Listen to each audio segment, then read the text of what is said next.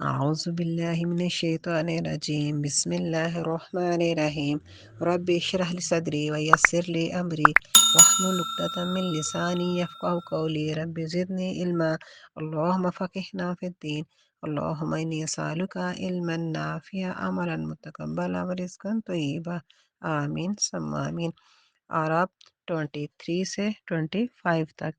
پھر اس کے الفاظ مانی۔ وَإِن اور اگر کون تم ہو فی میں ریبم شک مما اس سے جو نزلنا ہم نے اتارا علی پر عبدنا اپنا بندہ فأتو تو لے آؤ بصورت ایک صورت من سے مثل ہی اس جیسی ودعو اور بلا لو شہداءکم اپنے مددگار من سے دونی سوا اللہ اللہ ان اگر کن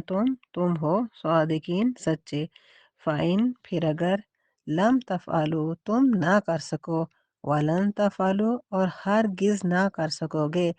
فاتقوا تو ڈرو نارا آگ التی جس کا وقودها اس کا ایندھن ناس انسان والحجارت اور پتھر اعدت تیار کی گئی للکافرین کافروں کے لیے بشیر اور خوشخبری دو الذین جو لوگ آمنو ایمان لائے و اور عامل الصالحات انہوں نے عمل کیے نیک انا کے لہم ان کے لیے جنات باغات تجری بہتی ہیں من سے تحتہا ان کے نیچے انہار نہریں کلما جب بھی رزقو کھانے کو دیا جائے گا منہا اس سے من سے ثمرتن کوئی پھل رزقن رزق قالو وہ کہیں گے ہاذا یہ الذی وہ جو کہ رزقنا ہمیں دیا گیا من سے قبل پہلے و اوتو حالانکہ انہیں دیا گیا بھی اس سے متشابہن ملتا جلتا ولہم اور ان کے لیے فیہا اس میں ازواجن بیویاں مطہرتن پاکیزہ وہم اور وہ فیہا اس میں خالدون ہمیشہ رہیں گے۔ اور اب اس کا ترجمہ۔ اور اگر تمہیں اس کلام میں شک ہو جو ہم نے اپنے بندے پر اتارا تو اس جیسی ایک صورت لے آؤ اور بلا لو اپنے مددگار اللہ کے سوا اگر تم سچے ہو۔ پھر اگر تم نہ کر سکو اور ہرگز نہ کر سکو گے تو اس آگ سے ڈرو جس کا ایندھن انسان اور پتھر ہیں کافروں کے لیے تیار کی گئی ہے اور ان لوگوں کو خوشخبری دو جو ایمان لائے اور انہوں نے نیک عمل کیے ان کے لیے باغات ہیں ان کے نیچے نہریں بہتی ہیں جب بھی انہیں اس میں سے کوئی پھل کھانے کو دیا جائے گا وہ کہیں گے یہ وہی ہے جو ہمیں اس سے پہلے کھانے کو دیا گیا حالانکہ انہیں اس سے ملتا جلتا دیا گیا اور ان کے لیے اس میں بیویاں ہیں پاکیزہ اور وہ اس میں ہمیشہ رہیں گے۔ پچھلی آیت میں توحید کا بیان تھا کہ اللہ تعالیٰ خالق ہیں مالک ہیں رازق ہیں، اللہ تعالیٰ نے تمام جہانوں کو پیدا کیا ہے اور تمام جہانوں کی تمام ضروریات پوری کرنے والے ہیں، لہٰذا تم اپنے رب کے ساتھ کسی کو شریک نہ کرو۔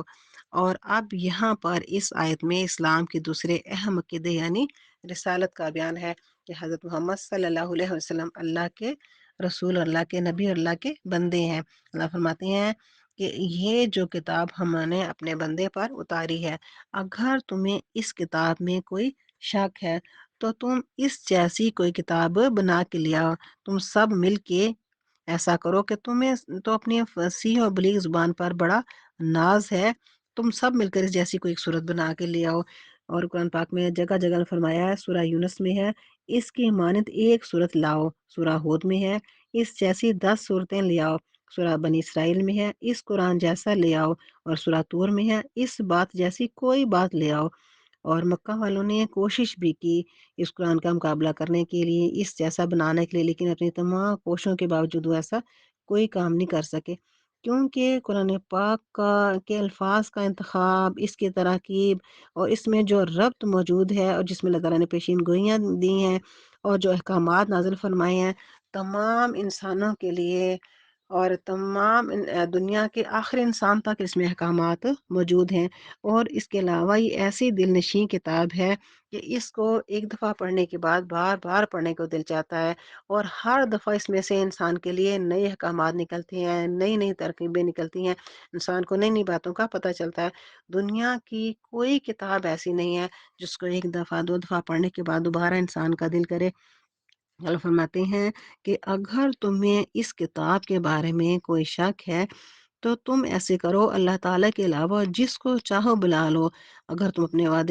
اپنے اس دعوے میں سچے ہو تو سب کو اکٹھا کر لو، لیکن پھر تم ایسا نہیں کر سکو گے۔ تو سنا بنی اسرائیل میں بھی ہے، فرمایا خواہ تم سب ایک دوسرے کے مددگار بن جاؤ تو بھی یہ نہیں کر سکتے۔ تو پھر فرمایا کہ اگر تم ایسا کر نہیں سکتے، فرمایا تم ہرگز ایسا نہیں کر سکتے، تو پھر تمہیں کیا کرنا چاہیے؟ تمہیں کرنا یہ چاہیے کہ تم اپنی ہٹ دھرمی سے باز آ جاؤ، اپنی ضد سے باز آ جاؤ، اپنی مخالفت اور دشمنی سے باز آ جاؤ، اور قرآن کا انکار کرنے سے باز آ جاؤ، اور اس آگ سے ڈرو، وہ آگ جو کہ اللہ تعالیٰ نے نافرمانوں کے لیے تیار کر کے رکھی ہے، کافروں کے لیے تیار کر کے رکھی ہے، جہنم کی وہ آگ جو کہ جس کا ایندھن انسان اور پتھر ہوں گے، جو انسانوں اور پتھروں سے جلائی جائے گی۔ اور ہم دیکھیں انسان کے جسم میں کیا ہے، چربی ہے، ہڈیاں ہیں، کیلشیم ہے، فاسفورس ہے، اور یہ چیزیں دیکھیں جلنے کے لیے کتنی سپیڈ سے جلتی ہیں، اور یہ چیزیں جب جلتی ہیں تو ان کی آگ کیسی تیز ہوتی ہے۔ اور فرمایا کہ اس کے ساتھ انسان کے ساتھ پتھر بھی ہوں گے، تو یہ جو پتھر ہیں یہ سلفر گندک جو کہ بہت تیزی سے جلتا ہے، اور اس کی آگ جو ہے وہ خوب بھڑکتی ہے اور بہت شدید گرم ہوتی ہے۔ اور یہ جو پتھر ڈالے جائیں گے وہ یا تو وہ پتھر ہوں گے جن کو دنیا میں انسان پوجتا ہے، جب آخرت میں جہنم میں انسان اس کو اپنے ساتھ جلتا ہوا دیکھے گا تو پھر اس وقت حسرت افسوس کرے گا کہ کاش میں نے ان پتھروں کو الہ نہ بنایا ہوتا اور اپنے رب کو الہ مانا ہوتا۔ تو اس وقت انسان حسرت اور افسوس کرے گا کہ اللہ فرمائیں گے کہ یہ ہیں وہ جن کو تم دنیا میں میرے مقابل آتے تھے، اور میرے مقابل جن کو تم نے الہ بنایا ہوا تھا۔ تو انسان اور پتھر جب جلیں گے تو کیا ہوگا؟ انسان کتنا نرم و نازک ہے، دنیا میں آگ کی گرمی کو برداشت نہیں کر سکتا، حالانکہ جو جہنم کی آگ ہے وہ دنیا کی آگ سے 70 گنا زیادہ تیز ہے، اور دنیا کی آگ جو انسان اس کی تپش بھی برداشت نہیں کر سکتا، حتیٰ کہ دھوپ کی تیزی کو برداشت نہیں کر سکتا۔ تو وہ انسان کا نرم و نازک جسم جب آگ میں جلے گا اور پھر خوب جلے گا، خوب بھڑکے گا، اور جلتا اور بھڑکتا رہے گا، اور وہاں سے نکلنے کی کوئی صورت بھی نہیں ہے، اور پھر ہمیشہ ہمیشہ کے لیے جہنم میں رہے گا، تو پھر اس وقت انسان کا کیا حال ہوگا؟ اللہ فرماتے ہیں کہ اس آگ سے ڈر جاؤ، اس عذاب سے ڈر جاؤ، اللہ تعالیٰ کے احکامات کو مان لو، اللہ تعالیٰ کو واحد الہ مان لو، اور محمد رسول اللہ کا آخری رسول مان لو، کیونکہ ایمان اور کفر کے درمیان جو معیار ہے وہ حضرت محمد صلی اللہ علیہ وسلم ہے۔ اور بہت سے لوگ ایسے ہیں جو کہ اللہ تعالیٰ کو تو الہ مانتے ہیں، مگر وہ نبی صلی اللہ علیہ وسلم کو اللہ تعالیٰ کا آخری رسول نہیں مانتے۔ تو فرمایا کہ جب تک وہ اللہ تعالیٰ کے ساتھ، اللہ تعالیٰ کے حضرت محمد صلی اللہ علیہ وسلم کو اللہ تعالیٰ کا آخری رسول نہیں مانیں گے، کلمے کے ایک دوسرے حصے پر عمل نہیں کریں گے، تو اس وقت ان کا ایمان مکمل ہو ہی نہیں سکتا۔ تو نبی صلی اللہ علیہ وسلم پر ایمان لانا بہت ضروری ہے۔ اللہ تعالیٰ کی عبادت کی دلیل تو یہ دی گئی کہ اللہ تعالیٰ خالق، مالک اور رازق ہے، اللہ تعالیٰ نے آسمان و زمین کو بنایا ہے، اللہ تعالیٰ نے انسان کی تمام ضرورتیں پوری کی ہیں، اللہ تعالیٰ کو الہ مانا جائے۔ اور محمد صلی اللہ علیہ وسلم کے رسول ہونے کی دلیل قرآن پاک سے دی گئی۔ اللہ فرماتے ہیں سورہ یاسین میں ہے، یاسین والقرآن الحکیم انک لمن المرسلین، کہ یہ جو حکمت والا قرآن ہے یہ خود دلیل دے رہا ہے، گواہی دے رہا ہے کہ نبی صلی اللہ کے رسول ہیں۔ یہ وہ قرآن ہے کہ اس میں 1400 سال سے آج تک کوئی تبدیلی رونما نہیں ہوئی، اس میں ایک لفظ بھی نہ نکالا جا سکا، نہ ڈالا جا سکا۔ تو یہ قرآن خود گواہی دے رہا ہے کہ آپ اللہ تعالیٰ کے آخری رسول ہیں۔ تو قرآن پاک سے اللہ تعالیٰ نے وسلم کی گواہی کو اور رسالت کو ثابت کیا ہے۔ تو اللہ فرماتے ہیں کہ وہ لوگ جو کہ اللہ تعالیٰ کو اپنے لیے اپنے اللہ تعالیٰ کے لیے خالص کر لیں، اور اللہ تعالیٰ کے احکامات وسلم کے طریقے کے اوپر عمل کریں، جیسا کہ حضرت وسلم نے کر کے بتایا ہے، تو اس طرح سے جو کریں گے تو وہ اللہ تعالیٰ کے نیک بندے ہیں۔ تو ایسے نیک بندوں کو خوشخبریاں سنا دو جو ایمان لائیں اور ایمان لانے کے ساتھ عمل صالح کریں۔ تو ایسے لوگوں کو خوشخبریاں سنا دو۔ تو عمل صالح کے لیے جو ہے دو چیزیں ضروری ہوتی ہیں، ایک نیت کا خالص ہونا اور دوسرا سنت کے مطابق ہونا۔ تو اس کے لیے ہمیں اخلاص اور علم کی ضرورت ہے، کیونکہ جب تک اخلاص نہیں ہوگا تو جو عمل ہے اس میں ریا ہوگی اور وہ قابل قبول نہیں ہوگا، اور علم نہیں ہوگا تو کام کبھی بھی صحیح طریقے سے انجام نہیں دیا جا سکے گا۔ امام بخاری نے اپنی کتاب میں لکھا ہے کہ بات اور کام سے پہلے علم ضروری ہے، یعنی کہ جب ہم کسی کوئی بات بتانے لگے ہیں یا کوئی کام کرنے لگے ہیں، تو جب ہمارے پاس علم نہیں ہوگا تو ہم کسی کو بات بتائیں گے تو ہو سکتا ہے اس میں غلط ہو، وہ اس کو دوسرے کو جو ہے نا بجائے فائدے کے نقصان دے، اور اگر ہم کوئی کام کرنے لگے ہیں تو ہو سکتا ہے وہ کام جو ہے نا وہ غلط ہو جائے۔ تو اس لیے کسی بھی کام کے لیے علم جو ہے وہ بہت ضروری ہے، حتیٰ کہ دین کے اوپر عمل کرنے کے لیے بھی علم کی بہت ضرورت ہے۔ مثلا اگر ہم نماز پڑھنے لگے ہیں یا ہم روزہ رکھنے لگے ہیں یا ہم حج کرنے کے لیے جا رہے ہیں، تو جب تک ہمارے پاس علم نہیں ہوگا، ہمیں پتہ نہیں ہوگا کہ نماز کیسے پڑھنی ہے، روزہ کیسے رکھنا ہے اور حج کیسے کرنا ہے، تو ہم ان کو کبھی بھی ان احکامات پر عمل نہیں کر سکیں گے۔ تو فرماتے ہیں کہ اگر اللہ تعالیٰ کو اللہ تعالیٰ کے لیے اپنے آپ کو خالص کر لیا جائے، اپنی نیتوں کو خالص کر لیا جائے اور اپنے عمل کو نبی وسلم کے لائے ہوئے طریقے کے مطابق کر لیا جائے، تو ایسے نیک لوگوں کے لیے پھر جنتیں ہیں جو اللہ تعالیٰ نے آگے ان کے لیے انعام رکھا ہوا ہے۔ اور جنتوں کو سجانے کے لیے انسانوں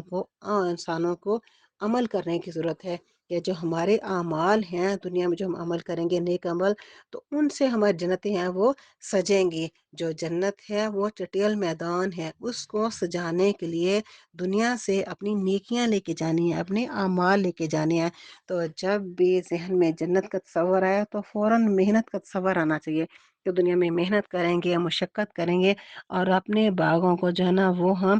شاندار بنائیں گے، اس میں پھل پھول لگائیں گے۔ اور جب انسانوں کو جنت میں پھل رزق دیا جائے گا، تو ان میں سے جب ان باغات میں سے جب انسان کو کھانے کے لیے دیا جائے گا اور جنت میں سے جب کھانے کے لیے دیا جائے گا، تو انسان جب ان چیزوں کو دیکھیں گے تو کہیں گے تو یہ تو وہی چیزیں ہیں جو کہ ہمیں دنیا میں دی گئی، یہ تو وہی پھل ہیں جو کہ دنیا میں کھائے ہم نے، تو لیکن یہ پھل ان سے شکل و صورت میں تو ملتے جلتے ہوں گے، لیکن ان کے ذائقے بہت اچھے ہوں گے۔ اور اللہ تعالیٰ نے جو جنت کے پھل ہیں ان کی شکل و صورت دنیا کے پھلوں جیسی کیوں رکھی ہے؟ وہ اس لیے رکھی ہے کہ دیکھیں اللہ تعالیٰ کو اپنے بندوں سے کتنا پیار ہے کہ جب انسان انہیں نیک چیز دیکھتا ہے، دیکھتا ہے، پھل دیکھتا ہے، تو اس کو کھانے میں اس کو جھجک ہوتی ہے کہ پتہ نہیں اس کا ذائقہ کیسا ہوگا، اور اس کو کھاؤ یا نہ کھاؤ۔ تو اس لیے اللہ تعالیٰ اتنا بھی نہیں چاہتے کہ میرے بندے کسی چیز کو کھانے سے پہلے ہچکچائے۔ تو اللہ تعالیٰ نے اس لیے جنت کے پھلوں کی خوشخبری دیا جو دنیا کے پھلوں جیسے ہوتے ہیں، کہ انسان اس کو دیکھیں تو بہت خوش ہو جائے، اور لیکن ان کے جو ذائقے ہوں گے وہ بہت اچھے ہوں گے، بہت زیادہ دنیا کے پھلوں سے بہت بہتر ہوں گے ان کے، اور ہر پل ان کی خوشبویاں خوشبودار سے جو ہے ان کو محسوس ہوگا۔ تو اللہ فرماتے ہیں کہ جنتوں میں انسان کے لیے نہریں ہیں، ان باغات میں نہریں بھی ہیں، دودھ کی، شہد کی اور پانی کی، شراب کی، اور انسان جب جہاں سے چاہے کھائے پیے، اور ان نہروں کو انسان اپنے ساتھ لے کے بھی جا سکے گا۔ اور دنیا میں اپنے باغوں کو سیراب کرنے کے لیے کتنی مشقت کرنی پڑتی ہے، لیکن وہاں پہ نہریں موجود ہیں اور کوئی گندگی تک نہیں ہے، صاف ستھری ہر چیز، صاف اور شفاف اور پاکیزہ۔ اور اللہ تعالیٰ نے پاکیزگی پر بہت زیادہ زور دیا کہ ہر چیز وہاں پہ پاکیزہ ہے، صاف ستھری ہے اور گندگیوں سے، غلاظت سے پاک ہے۔ اور انسانوں کے بارے میں فرمایا کہ انسانوں کے وہاں پہ جوڑے ہوں گے، اور نیک لوگوں کے لیے جو ازواج کے لیے کا لفظ استعمال کیا، تو مردوں کے لیے نیک بیویاں اور عورتوں کے لیے نیک شوہر۔ تو جو نیک مرد ہیں ان کو وہاں پہ نیک بیویاں ملیں گی، اور جو نیک عورتیں ہیں ان کو وہاں پہ نیک شوہر ملیں گے۔ اور پاکیزگی کا لفظ یہاں پہ بیان کیا گیا کہ ہر چیز جو ہے وہ دنیا میں جیسے انسان کے ساتھ غلاستیں لگی ہیں، لاشیں لگی ہیں، تو ان تمام چیزوں سے انسان جو ہے نا وہ پاک ہوگا، صاف ستھرا ہوگا۔ اس کے علاوہ انسان کے جو دل ہیں وہ بھی پاکیزہ ہوں گے، صاف دنیا میں انسان کے ایک دوسرے کے خلاف جھگڑے ہوتے ہیں، دوسرے کے خلاف دلوں میں بغض آ جاتا ہے، تو یا پھر بدگمانیاں آ جاتی ہیں، لیکن جنت میں اللہ تعالیٰ انسان کو جب بھیجیں گے تو بھیجنے سے پہلے انسان کے دل میں بھی جو ایک دوسرے کے خلاف حسد ہوگی یا بغض ہوگی تو اس کو نکال دیں گے، انسان صاف ستھرے دل کے ساتھ اور صاف ستھرے جسم کے ساتھ جو ہے نا پاکیزہ دل و دماغ کے ساتھ انسان جنت میں جائے گا۔ تو وہاں پہ انسان کے جو ساتھی ہیں وہ بہت ہی ایک دوسرے کے ساتھ پیار محبت کرنے والے اور ایک دوسرے کو خوش آمدید کہنے والے ہوں گے۔ کل فرماتے ہیں کہ جب جنتیوں کو جنت میں داخل کر دیا جائے گا اور جہنمیوں کو جہنم میں داخل کر دیا جائے گا تو وہاں سے نکلنے کی کوئی صورت نہیں ہوگی۔ حدیث پاک میں ہے کہ جب جنت والے جنت میں چلے جائیں گے اور جہنم والے جہنم میں چل جائیں گے تو پھر ایک فرشتہ اعلان کرے گا کہ اگر اہل جنت خوشی سے کہ جو اہل جنت ہے وہ ہمیشہ جنتوں میں رہیں گے اور اہل جہنم ہمیشہ جہنم میں رہیں گے اور آپ یہاں سے کسی کا نکلنا نہیں ہے، تو اس اعلان کو سننے کے بعد اتنی اہل جنت کو اتنی خوشی ہوگی کہ اگر وہ خوشی سے مر سکتے تو مر جاتے، لیکن وہاں پہ موت نہیں ہے، اور اہل جہنم کو اتنا غم ہوگا کہ اگر وہ غم سے مر سکتے تو مر جاتے، لیکن وہاں پہ موت نہیں ہے، اور وہاں کی زندگی جو ہمیشہ ہمیشہ کے لیے ہے۔ زمین اور آسمان اللہ نے بنایا ہے اور اپنی پہچان کے لیے بنایا ہے کہ یہ دیکھو، اور اے انسان تیرے لیے میں نے کتنا خوبصورت دنیا میں تجھے گھر بنا کے دیا، اور تیرے سے کیا چاہیے؟ صرف اور صرف اللہ تعالیٰ کہتے ہیں کہ اللہ تعالیٰ کو ایک مانا جائے، اللہ کی عبادت کی جائے۔ اللہ تعالیٰ نے اپنی پہچان کروانے کے لیے دنیا میں اپنے پیغمبروں کو بھیجا اور اپنی کتابوں کو بھیجا، اور